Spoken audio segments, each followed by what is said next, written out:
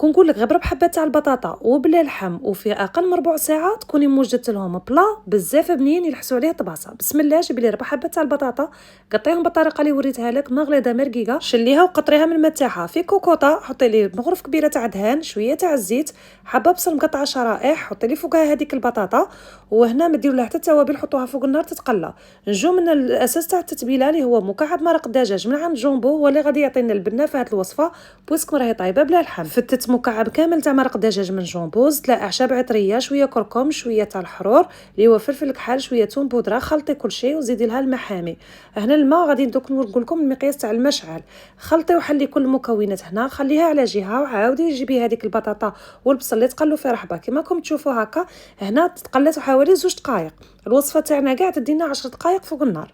هنايا غادي نحط فوقها هذيك التوابل بهذه الطريقه باش تتشربها لي البطاطا والبصل. ما درتش الملح باسكو الملح راه كاين في جومبو. زدت الماء حتى اللي غطيت هذيك البطاطا، شتو قعدت تبان غير شويه.